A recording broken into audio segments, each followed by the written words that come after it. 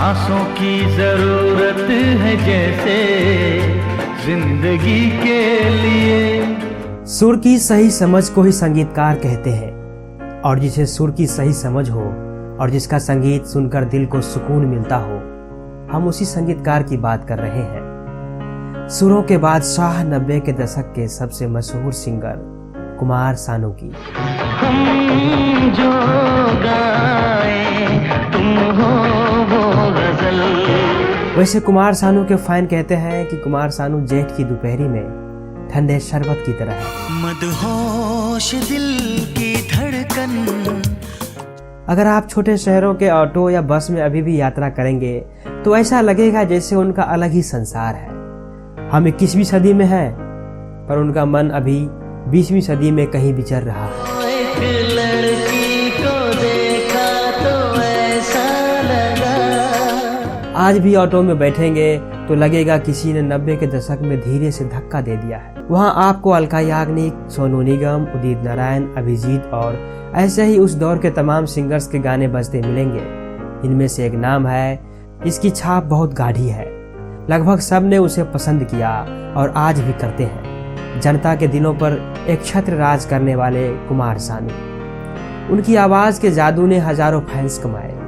एक से एक फैन, किसी ने उनकी फोटो से शादी कर ली, किसी ने उनके नाम के टैटू गुदवा लिए। सोचिए कैसा जलवा था कुमार सानू का कि 5 बार लगातार फिल्म फेयर अपने नाम किया। 26 भाषाओं में 20,000 से ज्यादा गाने गाए। उनकी ऐसी डिमांड थी कि एक बार एक ही दिन में उन्होंने 28 गाने रिकॉर्ड किए। खैर, ये तो बात है जब वो बड़े सिंगर बन गए, बॉलीवुड में स्थापित हो गए। आपको उनके शुरुआती दौर के 3 मजेदार किस्से सुनाते हैं। बने रहिए रूबरू वर्ल्ड के साथ। पहला वाकया, किशोर कुमार का गाना गाया, 5,000 की टिप मिल गई। कुमार सानू के घर में गाने का माहौल था। पिता पशुपति भट्टाचार्य भी सिंगर कंपोजर थे। उनकी शास्त्रीय संगीत में पैठ थी। कुमार फिल्मी सिंगर बनना चाहते थे। सानू ने पिता से ही सीखा, और क्या खूब सीखा। गाने से पहले वो तबला भी बजाया करते थे। मन में सपना तो सिंगर बनने का ही था, इसलिए मुंबई आ गए। यहाँ वाशी इलाके में कुछ लोगों से जान पहचान हो गई। उन लोगों ने एक मेस में उनके रहने खाने का इंतजाम कर दिया। बस बदले में कुमार सानू को 2-3 गाने वहाँ गाने होते। बात बन गई। उनका मुंबई में स्ट्रगल करने का इंतजाम हो गया। इसी दौरान वो एक होटल गए। वहाँ देखा कि एक लड़का गाना गा रहा है। सानू को लगा ये काम तो वो भी कर सकते हैं। होटल मालिक से मुलाकात की, अपनी मनसा जाहिर की। वो राजी भी हो गया, पर होटल मालिक के सामने एक संकट था।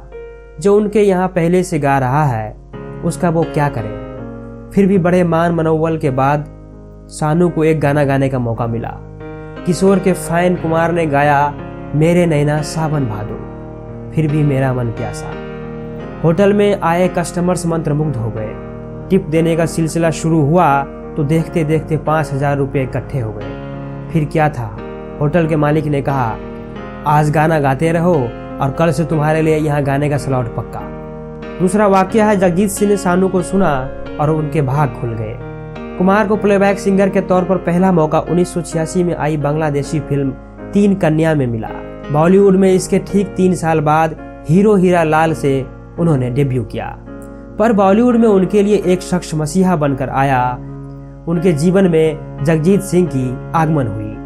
उन्होंने ही सानू को कई बड़े बड़े कंपोजर से मिलवाया। ऐसा कहते हैं कि कुमार को शुरुआती दौर के गाने जगजीत की वजह से ही मिले।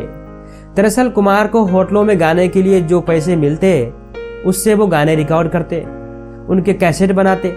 ऐसे ही एक कैसेट के लिए वो किसी स्टूडियो में किशोर कुमार का कोई गाना रिकॉर्ड कर रहे थे। उसी वक्त जगजीत भी वहां थे। उन्हें सानू की आवाज और गायकी दोनों पसंद आई। उन्होंने सानू को घर बुलाया, एक गाना सिखाया, उसे रिकॉर्ड किया और सानू के साथ कल्याण जी आनंद जी के पास पहुंच गए। वो भी सानू की गायकी से प्रभावित हुए, उन्हें अपने शो में ले लिया। सानू अब उनके शोज के लिए गाने लगे। उस समय उनका नाम हुआ करता था केदारनाथ भट्टाचार्य। कल्याण जी आनंद जी का मानना था कि इस बंगाली नाम के साथ हिंदी गाने पाना मुश्किल होगा, क्योंकि केदार की आवाज और अंदाज किशोर कुमार से मिलती थी। सानू उनके घर का नाम था। उसी वक्त केदारनाथ भट्टाचार्य कुमार सानू बन गए। आगे चलकर कुमार ने कल्याण जी आनंद जी के लिए जादूगर फिल्म में गाना भी गाया। तीसरा वाकया है, अमित कुमार की जगह कुमार सानू को चुना गया।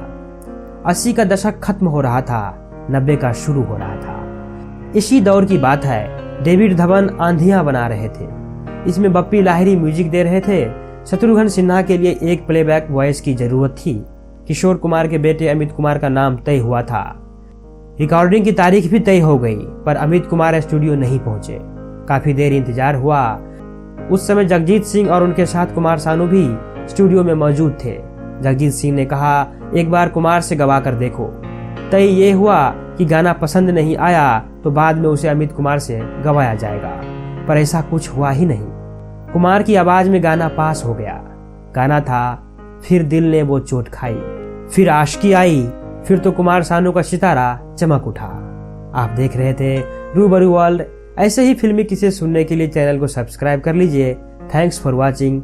फिर मिलेंगे। नमस्कार।